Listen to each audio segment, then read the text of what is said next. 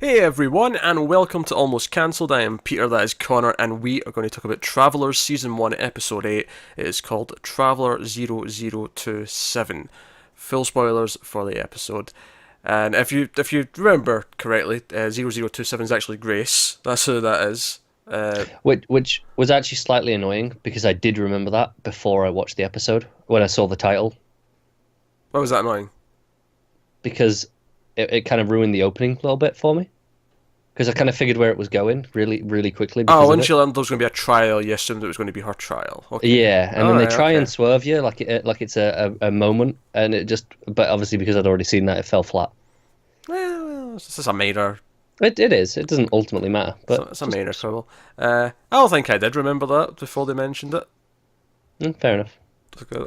I just I don't know. These numbers go like I know like Philip's three something. Like he's three. He's got four digits. He starts with a three. But that's Yeah, a lot of like them are threes. I remember the lower ones a bit better. Like well, it's less Trevor's like digits. yeah, I think Trevor's at 0115, right? No, it's 1 5 something. I think. Is it? I think it's Traveller 1 5 4 or something like that. Okay. But it's around it's I get the rough area when I see it it's like oh yeah I know who that one is. Aye, sure. That said, Yeah. though, I bet if they gave us the other five that are all in the 3000s, you'd never be able to. No, maybe not with those ones. They're a bit closer. Whereas these ones stick out. You know, 27. It's like oh, okay. Yeah, yeah. Well, that's until of course we end up if they threw like all the 20s at us at the same time. Try to remember them would be a nightmare, but we have 27. We're introduced to 29, and we can kind of Yeah. differentiate between them. But we have to call her 27. She's Grace. God damn it. Exactly. She's Grace. 29. We need to call 29. He's new. Tell us anyway. He's new. He's one of the founders who helped build the director along with the other coders. In fact, even it's almost like a hierarchy when there was because later on, like Marcy refers to him as just coder or something like that. Like there's like a sort of almost like Programmer. Yeah. programmer. That was it. It's almost like a in the like if you're in the army or it's in general or something like that, where Yeah. they have their title but that you use for them rather than. So that was an interesting little touch. Um, I'm just looking over at the IMDb page here. It says because Enrico Colantoni is credited as Vincent Engram, but it says credit only. I'm going to dispute that. That's not credit only. A reflection at the end counts as being in the episode IMDb. I'm not having that.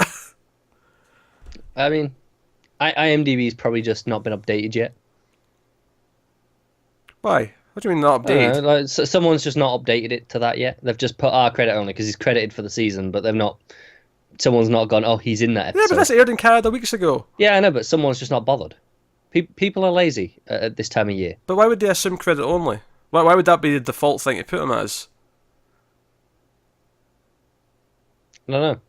Aye, so shut up. Assumptions. Aye, there's a buttload of assumptions coming out of your mouth right now. It is, yeah, he wasn't in the last few. Let's just assume he's not in this one. What's such a weird thing to just think? He's not. I mean, we know he's going to pop back up again. Of course he is. He's been set up as the villain. And you're like, oh, I'll just assume he's not in the next one. Well, you never know. People be weird. Yes, you be weird. I'm not sure I can dispute that. Right. So we start this episode. The team's on a mission. They're dealing with some faction members. The one interesting note here is that they mentioned that Protocol 3 has been it says deactivated for faction Suspended. members or suspended. Yeah, so it's just like they can kill faction members without any repercussion. Like Yeah. that's rule. Like, okay, that's interesting. I mean, arguably they've already killed the person that was there, and I guess the logic is well they weren't the faction members didn't seem to care about sort of Protocol 2. They didn't seem to care about maintaining the person's life. Yeah, so they're not going to do the things that that person would have done Or anyway. 5. I think that may be Protocol 5. So 2 or 5. That's five. Yeah. Is it 5? Yeah. So yeah, I corrected myself. I got it. Two's the one with the no contact between the teams and not Two's learning no the history. contact. Yeah, one's obviously grand plan. Four's no kids. Yeah, we got Yeah. it there. So that sets up that. This episode's a little bit more split up. I mean, obviously the last episode was super focused. It was all this one plot. And this one was like, oh, we've got different things going on. We got the trial with Grace, where you've got these programmers. The directors put her on trial. Yeah. Because her traveling back was against the rules and against the plan. She delayed other travelers so she could do it. She wanted that body. So she waited and she delayed everything else so she could go in. And so she's on trial for that. And they also kind of suspect that she might even be faction, that she might have actually double crossed them, because Yeah. whoever corrupted the director in the first place, the reason why it needed rebooted, that had to be someone from the inside or someone high up, someone who was smart enough to do it. And Yes, and her brashness does not help, does it? no, I will say I kind of loved it throughout this entire trial. Not once does she turn down her personality. The entire time she's like, "Thank you, you're welcome." Like Yeah. the whole time she is just. And they're leading her on, going, yeah, okay, whoever did this clearly had to be one of the best. She's like, yes, I know, I'm the best. But come on, it wasn't me. I love that she never falters. Also, when Trevor like comes to speak to her like in between, because he testifies at one point and he's like, "Hey, like I cared. I broke protocol. I tried to save her. I shouldn't have done that." He's willing to accept punishment. But when he comes to speak to her later on, in fact, no, I laughed as well right after that when they called whoever's next, like Traveler or whatever number, and she just goes, "What? He hates me." Yeah. Like everyone hates you. There's a bunch of those. It's like, you know what, the one where they're like, oh, yeah, leading her to say she's the best. And before she does, Mark just goes, oh, don't say it. Yeah. Nah, but he knows it's coming. But no, Yeah. the scene where Trevor comes in, he brings some fries, and he's like, "Oh, they're French," and she's like, "Well, at least if I die, I can say I had some French cuisine from the 21st." I just like, how long have you been here and you've not encountered French fries yet? Come on now. Especially at a school. I feel like schools would serve fries. Oh yeah, every day in lunch, like that would be just always there probably. Right. That wouldn't even be rotating. I don't think they'd just always be fries. Unless schools have, like, changed their lunch systems. They've went healthy since our day. Yes. Yeah, Which exactly. is possible, I think, It actually. is. Yeah. It is. But the other thing I liked about that scene though is Trevor insists to give her a hug, and after the hug, she's like, "Oh, that was a I feel a release of endorphins. yeah." The most scientific way to put that she enjoyed that ever. Yeah. And she's like, "Do you have a regular sexual partner?" Like she just realised she might want to enjoy sex. So it's like Yeah. And he looks so awkward. And it's doubly awkward because not only is she older, he also had kind of a crush on her before when it was actually her. Yeah. Before the travelling happened, so Yes, but now he's actually older. now he's actually older, but now she's not really who he cared about. Because he liked her for her personality, he liked her for who she was, not necessarily because the hot guidance counselor. Oh. Yeah, exactly. So it's a whole mix of feelings here. It's the sort of thing where you know he might be tempted, but he knows Yeah. it's wrong. He's like, Yeah, oh, definitely. it's tempting, but hey, so this all goes down, and they find her guilty. Of course, we shouldn't gloss over the whole Marcy testimony briefly, which was where they bring up the whole reset, and that this was kind of done in order to enable the reset of the director, and they bring up, oh, there's a pieces missing, like maybe like empathy. I don't know if they specifically know that empathy was taken. That's just because, especially later on when we find out 29's the traitor, and he wants to, Yeah, and Grace insists that she didn't yeah, remove anything like that. yeah. She's like, oh, just not important stuff, like just odds and ends. Redundancies, I believe she called them. That was the word, and so I have a reason to doubt that it's not so much that they removed empathy necessarily. I don't think that's necessarily true, but certainly that's how she feels. So I think that's why it plays into what's going on quite a bit. She feels that's the sort of thing that's missing from her. But we know he's just kind of playing her because he wants to like sort of proposition her later. Yeah, and I remember a lot last year of us, we'd say something and the show would bring something up like in a couple of episodes, and we go, oh yeah, no, it's onto us. But it knows what we're thinking. And just last episode we were discussing the soul, and I think it was the first time in the show we've actually kind of really talked about the soul. Yeah. And then in this, like, Grace is like, no, I didn't remove your soul. That's still there. Very clearly, I just don't go, no, we know what you were thinking. Here it is. Yeah, and I think what's interesting is later on, when after the trial is done, and they think Grace is getting punished, and what we actually see, of course, with Grace, is that the director himself, again, to use a gender, I don't even know if that gender is applicable. They keep calling it, so. Yeah, I don't know, it's weird to use it as a pronoun. But it is a pronoun. For a in person, this I mean, context. I know, But it's not a person, it's a computer. it's an entity though. It makes decisions. Exactly, it. Yeah, well, I did it there, but that doesn't mean it's comfortable to do all the time. Just get into the habit, you'll be fine. Oh my god, we just had a conversation last night about you being a pedantic prick. Can we stop this? Can we stop this, please? We could. Alright, so So she actually goes in, and the director speaks through all these people who are about to die, but more specifically, people who would not be useful to travel into, because they're all people who are on their deathbeds. They're all old people who are like in hospitals or hooked up to machines. Like there's no benefit to travel into them for any other travelers for missions because the bodies are useless at this point. No offense to the old people who are dying, but so no, they're in hospital beds for a reason. Yeah, so. I don't want to sound dismissive. Like, old people, useless. No. That's not even just saying all old people. It's these specific ones who are in hospital beds because they're going to die. There's clearly something wrong with their bodies at that point. I'm just being nice about it. Don't sugarcoat it. Can we go back to 30 seconds ago where I said stop being a prick? There's a real cycle of nastiness coming from you recently. I just want to point that out. But no, so the director says like, hey, this was all kind of a ruse. This was all just to sort of draw out who the real traitor was, and of course it leads to that's because this guy takes Marcy. He's like, hey, like I can maybe get your memories back. In this case, the memories of your first travelled attempt. That first consciousness. We can maybe get some of those back. They're the important ones. And Marcy agrees, and then immediately it's like, oh wait, he's the traitor. Oh God, what's going to happen to Marcy? I was like genuinely worried for like a chunk of time, just a small chunk of time. Minutes, it's not very long. It's not very long until we get to because there's a whole new mystery that comes, and I feel like we kind of know the answer. I think the question is more why, but they get to where the mainframe is, and all the faction that were there are all dead. They've all been shot. Yeah, and at first I thought, okay, have one of our travelers gone on ahead, maybe? Hmm. I was like, okay, I don't know how quite they knew where they were going, but maybe maybe they've worked it out. Director. And they've gone on ahead. Which did happen because they show up like seconds later. So they clearly had messages to tell them to go there. But they get there and he has no idea why his team's all dead. Like, and we're especially given the ending, we're pretty sure it's Vincent that's behind this. But of course, we've been up into the impression that Vincent's been more helpful to the faction. Maybe it's more interesting that Vincent's actually not really for either side. Doing his own thing. Yeah, and he's So he's behind this. We see his reflection at the end after the computer makes the image of the framework. Yeah. And so all good. I want to go back to the Grace scene though when she's talking to the director. I really like that scene because it's the first time where she drops the personality a bit. She gets emotional. Yeah. She feels betrayed that she was put through all this just to. And the funny thing is I feel like because the director even says, oh, I thought you'd understand that this was necessary. And to be fair, she's been so cold to everyone else. Like, she's been so logical and calculated that this is kind of your own medicine here. I'm not going to lie. It is. And I love the big massive crucifix behind, where she's looking through. Like, it feels like God. This is her God, essentially. This is her talking to God. A God she's literally helped create. Yeah, it's a brilliant cycle. Yeah.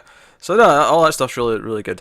And like I say, real fear for Marcy when she was in the car, and then I was happy when I was like, oh, okay, that danger's over quickly. I was expecting the cliffhanger to be that she's in enemy hands, and we'd come back next episode for the rest of the mission. The episode goes on about 2 or 3 minutes longer than you think it would. Yeah, but hey, no, I'm not complaining. It was an interesting enough swerve because then it becomes he doesn't know why his team's all dead, so we don't know. So someone else travels into him, a new traveller takes over his body. And never introduced himself. I thought it was very rude. Yeah, that was a bit odd. Because I was actually almost thinking the director himself has travelled into him, and that's why he didn't introduce himself. But then he just kind of went to work. Yeah. So it didn't make it for as big of a moment that would have been, I think. No, just they're like, oh, welcome to the 21st, all the usual. Here's my traveller number. Yeah, nice to be here. I wonder if we find out more about him later, and he's got an even worse personality than Grace, and that's why he's so rude upon arrival. Yeah, maybe. It could be. I don't know. Could. But no, so it's obviously we've skipped over a lot of subplots that happen throughout the episode. Of course, we should probably hit the one that's related to the framework actually first, because we actually get like another plot thread that leads to that during the episode. So Blair, who's David's kind of girlfriend, he's not found the courage to break up with her properly yet. Yes. he he wants to. He's ignoring her calls. Like Marcy, he's there having dinner with Marcy, and he's just ignoring the phone. No, I'm not going to answer that. Yeah, she's like, you're going to answer that? Nah, I'm not going to. It's fine. But here's the thing. I was actually really because they're having dinner, they're eating food, and we see that she wanted him to come to a rave, and he kept like sort of trying to and it's her birthday as well, mate. It's Blair's birthday, and David just goes like, nah, I don't really do raves, which I'm on his side. Yeah, I'm fully down for this. Absolutely. But of There's course, a reason why we like him, isn't there? yeah, there is a reason why we like him. But she's taking photos and sending it to him, and like, hey, there's a rave, you're missing out, party, blah blah blah. And obviously, it's during this scene where eventually the camera kind of like showed us what was in the background in the middle of the room, and I'm like, oh, this is the framework. what's going on here? And sure enough, it turns on when she's in the bathroom. She comes out, and it's like they're all turned into zombies. Like everyone in the room isn't it? turns around to her, and it's like, And then just kind of steps forward. It's like, it is proper zombie. And I'm like, my only, not a criticism per se, but my only comment on this is like, just from the faction's point of view, surely they could have got out of this whole we have to give OD them all, the 3 survivors who didn't get taken over. Surely they could have covered this up better by just continuing to dance for a little bit and then having a reason for the rave to end. I don't understand why they didn't just grab them and put a few more brains into them. A few more people from inside the framework. Yeah, unless this was emptying the framework. It could have been because there was a lot of people in the room, or it could maybe it can specifically do that. Maybe because every time I've seen it do it, it's always been the whole room gets taken. That's a fair point actually. So maybe it'd target specifically. Yeah, maybe it'd overwrite everyone else in the room. They'd have to leave them in the room themselves, which yeah, no, I mean right. isn't impossible, but like no, that's a fair point. But but what I liked is after that, when David, like, so Marcy goes to the bathroom and he's like, okay, I'll check my phone. What's this stupid person been sending me? And there's all these photos and whatnot. But there's a voice message specifically. She's called him and scared and screaming and like, something's wrong and all these horrible noises. And he starts to get up and he blows out the candles and he's getting his coat and his keys. And Marcy's coming out and I thought, oh no, don't make this be an awkward thing where it feels, where from her perspective, he doesn't want to be there and he's running off. Like, but much to my delight, he just went like this. Here, listen to this. And I'm like, oh. He knows that she can handle herself. It's like, you're coming with me. I want your help, but I can't just ask because that's awkward. Hey, come save my girlfriend for me. I felt like this was such an opportunity for easy forced drama, and they didn't take it. They actually did the smarter thing and had him go, here, listen to the scary voice message and come, let's go. It's points like this where the cynicness goes, okay, this is network TV. Yeah, to some extent still. You go, okay, there's just every time this comes up, even though pretty much every time it's avoided it, every time something happens, you go, is this the time where they fall into the trap? Yeah, and there was still potential for it to go a bit love triangle-y, because I thought maybe when he got there and she was like dying and they helped her, that maybe he's going to like grow feelings for her again a little bit and he's going to be more confused about who he wants to be with. And it never really did that either. Like, yeah, they took her to the hospital and then when Marcy comes back to see him later, it's just kind of fine. Like, because she goes in for a kiss and he stops her. And I'm like, oh, is he going to say because he's still kind of got feelings for Blair? And like, see, I wasn't sure if it was going to be because he got feelings, just because he's still with her. Yeah, I thought that as well. And he doesn't want to be the dick. And I was like, no, I could go down that angle. I'll be alright. With that. Yeah, I'd be fine with that. I say, if he said, I've not technically broken up with her yet, I should really do that before anything, because I thought he might say that as well. Like, there was a few possibilities. Yeah. But I actually did like his answer. His answer was like, I don't want to do this just because you want to see how it feels. Like, I want you to do it because you actually want to do it, not because you feel like you're supposed to. It's definitely the most interesting of the options as well that they went with. And again, like, I was worried this scene was going to end in the sort of awkward drama of her leaving, and she tries to leave, and he's like, no, don't leave. Like, we can hang out. Like, let's have food and talk and get to know each other. Keep doing that. And it still ended in a kind of sweet place where, like, he made a point of not making her feel bad about it. Like, no, don't feel awkward that you tried that and I kind of shot you down. Like, it's okay. Let's just continue with this because we're doing okay at this. And yeah, absolutely. So, also, I'm really glad I had Chinese tonight. Yeah, well, the food always makes you want stuff. I mean, remember Twin Peaks with the donuts? I had a lot of donuts this summer. Yeah, every episode with the donuts. But no, I want to give it a lot of points. I felt like there was, like, especially with Marcy and David, there was like 5 moments in this episode where I could see it very easily going down the, not necessarily bad, but just the typical network TV path of the tropes. Yeah. And every single time, it did the smarter thing or it did the more interesting thing, and it kept doing that. And every time I was like, oh, points. And the funny thing is after the first 3 or 4, I'd have given them the 5th one. Like, it's like you get one. Like, but no, they kept doing the right thing, and I'm like, okay, I appreciate this. Props to you. So that was good. That was good, and I like them going to the rave and like the sneaking about and Marcy pulling out her gun and David being like, "Would you always carry that around with you?" Like just those little actiony moments, because it was a very talky episode, which isn't a complaint, but just little moments. We had plenty of tension. action last episode to keep us going. Of course, yeah. So shifting over, there were a few other interesting things with Philip and Carly.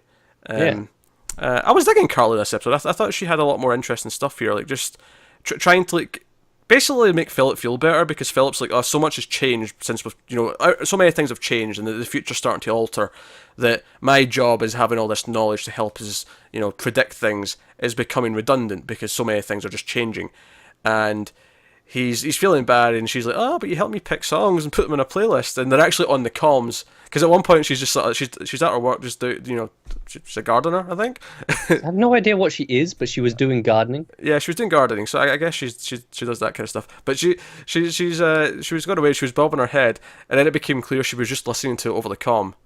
Yeah, and she's like, oh, I like that one, stick it on my playlist. Yeah, I like this idea they can just talk to each other whenever they feel like it, even when they're doing tasks like this. It's actually kind of a cool little touch. But so there's some fun stuff there. But then he's like, he checks their finances, because like her job. So some economic commentary here, I suppose you could call this, where she can't cover her expenses for the week based on her wages. So he's like, okay, let me see what we've got, and I'll get some extra money for you. And all of the stocks that they have invested in, knowing that what's going to do well, which I find it interesting as well, that Vincent's whole thing is predicting the stocks as well. Yeah. I wonder if this will connect to that in some way when we see maybe possible. some of his stuff later on. But they've all tanked. Everything's going bad. And then he even tests his knowledge. He starts watching horse racing, and he's like noting down the ones he can predict, and he's getting like most of them wrong. He had like 3 wins and like 20 losses. Yeah, it was pretty bad. Arguably, I mean, still better than what maybe a regular person would predict. But definitely not good enough. Not good enough by any means. So it's like, okay, we're in financial disaster zones here, so I feel like that'll be a plot thread that's broken. Because I think some of them will do okay. Like, I'm sure Mac earns enough to get by. Yeah, of course.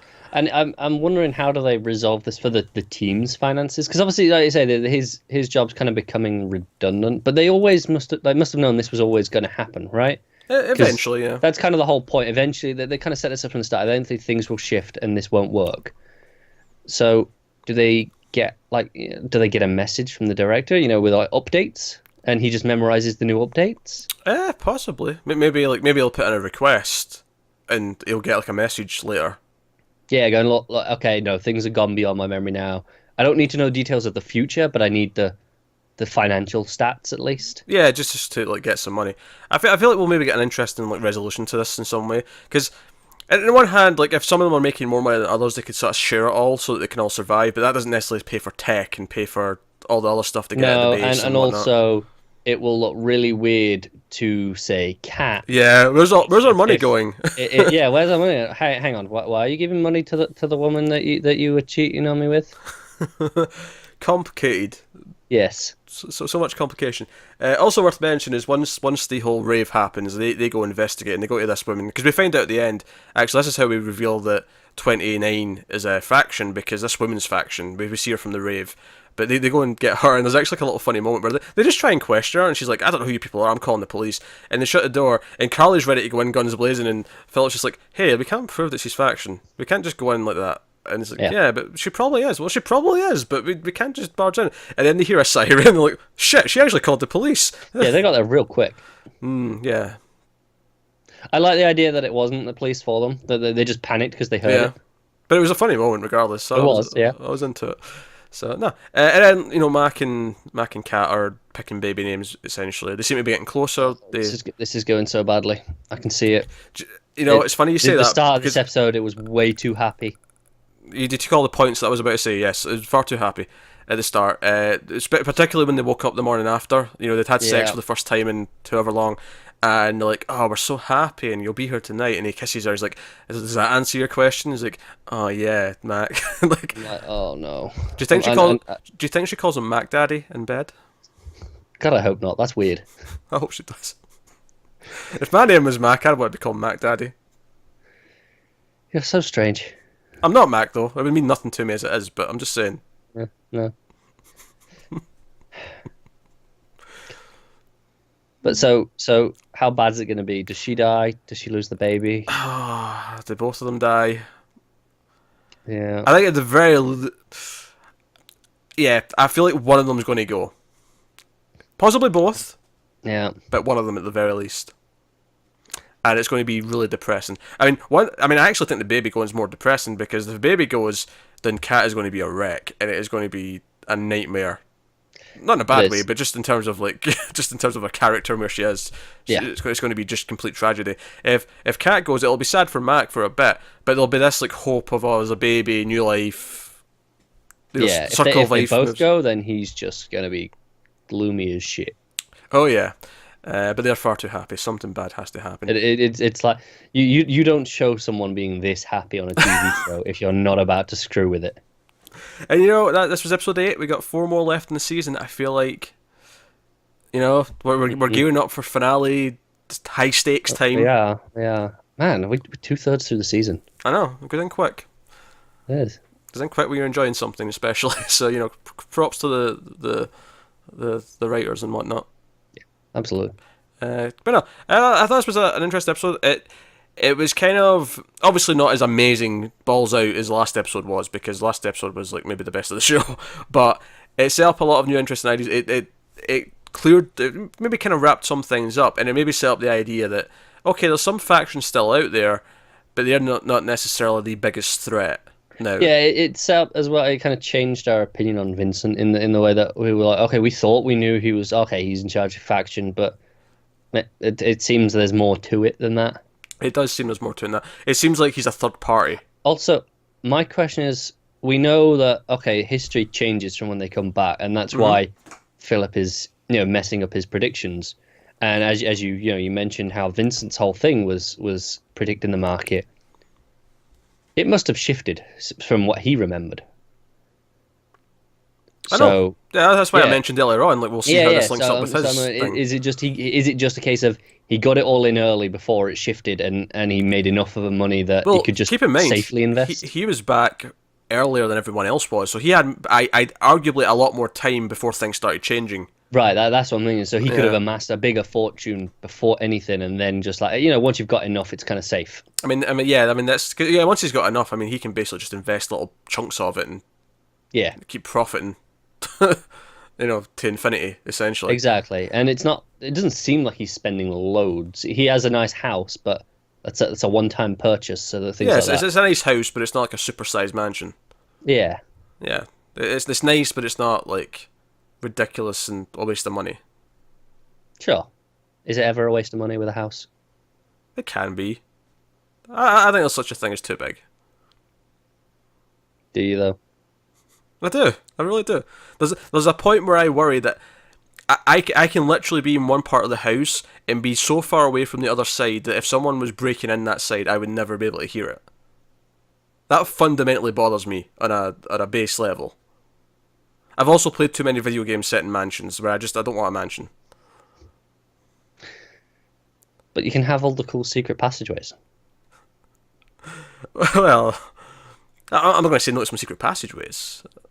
Hidden rooms. What's the point of having a mansion if you don't have all this stuff? That's why you have a mansion. Imagine having to clean it all.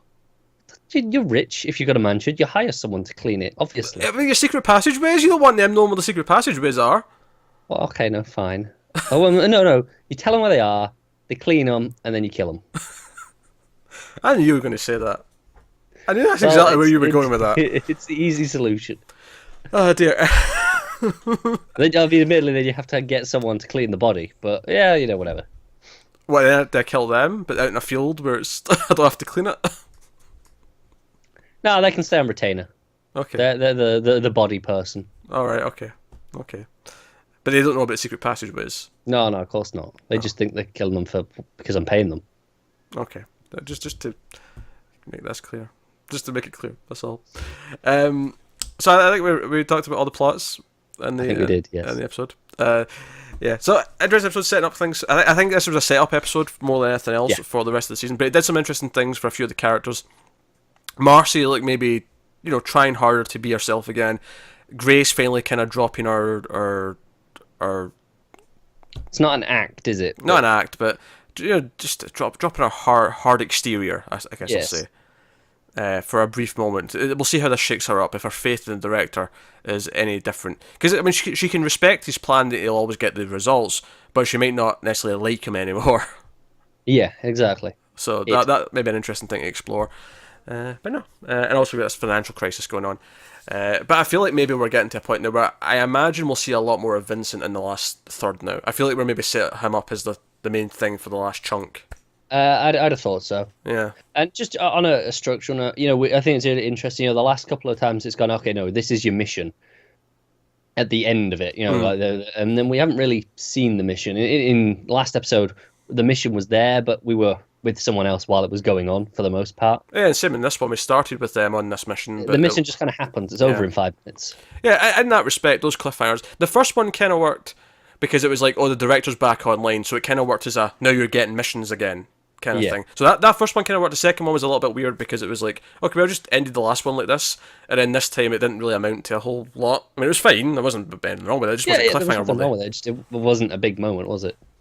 So that was a bit weird, but hey, that's all fine. And this one ended, I think, in a more interesting way. It was kind of this ominous, Vincent's, and I think it's interesting where the first third of the season was kind of setting him up. Then we moved to strictly faction stuff for the middle third, and now here at the end of the middle third, we've teased that we're getting into more Vincent stuff. Definitely. So I think they've structured that in an interesting way, at least in that sense. So yes, and either Catherine or the baby is dying. Yeah. So let us know what you think in the comments below for this episode. Like, subscribe, all that stuff. Get us on the Twitters at mail_fuzz for channel updates. If you want to support the channel, head over to patreon.com/mailfuzztv. You can do that over there. There'll be a link to that in the description, as well as some other useful things. But otherwise, that is us. So thank you once again for watching. Keep watching TV, guys. Have you got any vanilla?